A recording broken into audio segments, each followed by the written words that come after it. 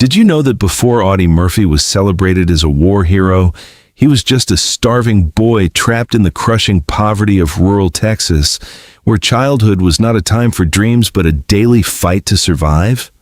He was born into a life that looked like failure from the very beginning. No wealth, no privilege, no promise. Just a poor boy in Texas, raised in a world where survival came before dreams. Audie Murphy did not grow up beneath the shining banner of the American dream. He grew up in its shadow, in a place where empty stomachs spoke louder than ambition and where childhood was a luxury his family could not afford.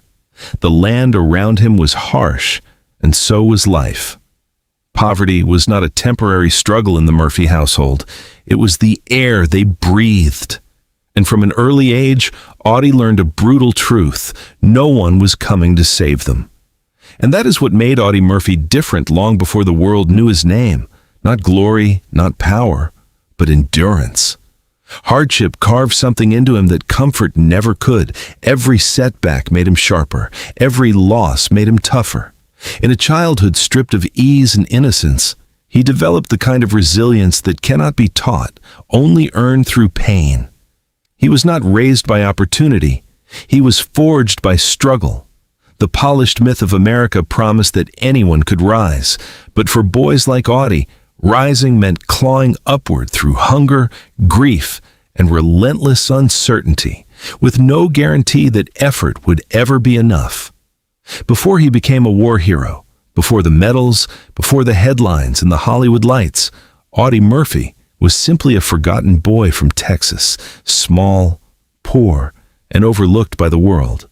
But sometimes history begins in the darkest places, in the homes no one notices, and in the lives no one expects to matter. And in that unforgiving beginning, in that childhood shaped by poverty and sacrifice, the foundation of his legend was already being laid. Not in triumph, but in suffering. Not in comfort, but in survival. Because the boy who had nothing would one day become a name the world could never ignore. After the attack on Pearl Harbor, something shifted inside Audie Murphy. The war was no longer a distant headline carried by newspapers or radio voices. It became a call that reached even the poorest corners of Texas. For a young man who had grown up with hunger, hardship, and responsibility pressing on him since childhood, military service looked like more than duty. It looked like purpose. It was a chance to step out of the shadows of poverty and into something larger than himself. But when he tried to answer that call, the world did not open its doors to him. It shut them in his face. He was rejected again and again, dismissed as too young, too short, too slight, too fragile for war. On paper, he did not look like a soldier. He did not have the size, the age, or the physical presence that armies were looking for in men they were about to send into the fires of battle. To the officials who turned him away, he seemed like just another undergrown boy chasing a battlefield he was not built to survive. But they could not see what hardship had already carved into him: the endurance, the stubbornness, the quiet ferocity of someone who had spent his whole life proving that survival was never about appearance. And so, when the system refused to make room for him, Audie forced his way into history. Determined not to be left behind, he altered his age and finally gained entry into the United States Army, stepping across a threshold that so many had tried to keep closed. It was a desperate act, but also a revealing one. Even before he fired a shot, Murphy had already shown the trait that would define his life: the refusal to accept the limits others placed on him. He was still the same thin boy from Texas, still carrying the marks of poverty and loss. But now, he was moving toward a world of uniforms, rifles, and battlefields that would test him far beyond imagination. There is something deeply cinematic in that moment. A rejected young man, underestimated by everyone, walking into war, not because he looked ready, but because something inside him had already decided he was. He did not enter the army as the image of strength. He entered as the embodiment of will. And in that decision, in that single act of defiance against doubt, rejection, and circumstance, the first true chapter of Audie Murphy's legend began. War did not keep Audie Murphy in one place for long. It carried him across some of the most unforgiving fronts of the Second World War, through North Africa, across Sicily, into the brutal campaigns of Italy, and eventually into France, where the fighting grew even more merciless. For most men, those battlefields would have been enough to destroy both body and spirit. But for Murphy, each new front became another proving ground. He moved through the war not as a symbol yet, not as a legend, but as a young soldier facing chaos at close range. Gunfire, smoke, shattered ground, and the constant possibility that each step forward could be his last. And still, he kept going. In the dust of Africa, the blood-soaked hills of Italy, and the ruined villages of France, he began to reveal something impossible to ignore. He was not the biggest man in uniform, nor the most imposing, but in combat, he possessed something far more dangerous. Calm under fire, instinct in the middle of terror, and a willingness to move toward danger when others would freeze before it. The war that was meant to consume men instead began to uncover what he was capable of becoming. As the battles grew harder, so did his reputation. Word spread quickly through the ranks that Audie Murphy was the kind of soldier who could be trusted when everything was falling apart. The kind of man who fought with reckless precision, fierce discipline, and a courage that seemed to burn brighter the closer death came.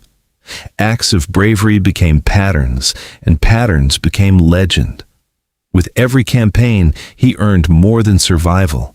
He earned the respect of the men around him, the attention of his commanders, and a growing stack of medals and promotions that marked his rise through the ranks. But those decorations were only the surface of the story. Beneath every ribbon was a battlefield.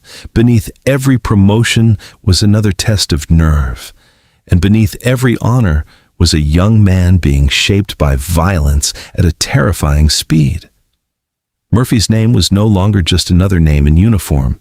It was becoming a signal of extraordinary courage, forged in the relentless theater of war. Long before the world celebrated him, the battlefield had already begun to whisper what history would later declare: that this once overlooked boy from Texas was becoming one of the most formidable soldiers of his generation. Then came Holtzwihr, France, January 1945, the moment when Audie Murphy's story crossed the line between bravery and legend. By then, war had already tested him across continents, but nothing could prepare the world for what happened on that frozen battlefield. The odds were impossible. Waves of roughly 250 German soldiers, supported by 6 Tiger tanks, crashing forward with overwhelming force, while Murphy and his men faced the terrifying reality that they were dangerously outmatched. In that kind of moment, most stories end in retreat, collapse, or annihilation. But Murphy refused to let the line break. As the battlefield erupted into smoke, fire, and steel, he ordered his men to fall back to safer positions while he stayed behind alone, one man against an advancing storm of armor and infantry. And then, in an image that feels almost too cinematic to be real, he climbed onto a burning tank destroyer, its metal frame already engulfed in flames, and turned it into his last stand. Standing there in the heat of fire and the shadow of death, he gripped the machine gun and opened fire, cutting into the enemy advance while chaos raged around him. It was not just courage, it was defiance in its purest form, a single soldier refusing to yield even as the battlefield seemed determined to erase him. But what made that moment truly extraordinary was not only that he kept firing, it was that he remained calm enough to do something almost unthinkable under that pressure. He simultaneously directed American artillery onto the advancing German forces, coordinating destruction while standing exposed on a burning vehicle, fully aware that every second could be his last. The fire could kill him. The enemy could kill him. One wrong move, one shell, one bullet, and the story would have ended there in the snow and smoke of Holtzwihr. Yet Murphy held his ground, pouring gunfire into the enemy and buying precious time until reinforcements could respond, and the attack began to falter. In that single act, the poor boy from Texas, the boy once dismissed as too young, too small, too thin for war, became something far greater than anyone had imagined. He did not simply survive the battle, he transformed it. His stand at Holtzwihr became the defining image of his heroism, the moment history could no longer speak of him as just another soldier. For that action, Audie Murphy was awarded the Medal of Honor, the highest military decoration in the United States. But the medal was only the symbol.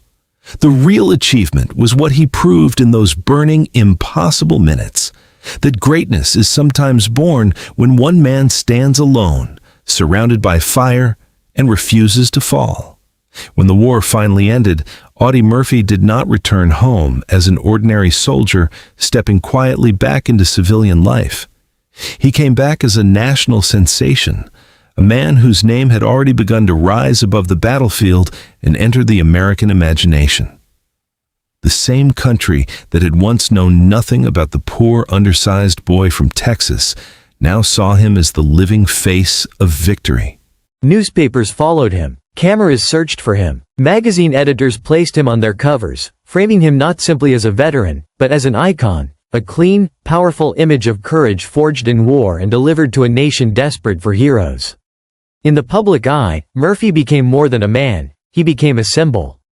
His medals gleamed beneath studio lights, his uniform carried the weight of legend, and his story fit perfectly into the kind of myth America wanted to tell about itself after the devastation of World War II.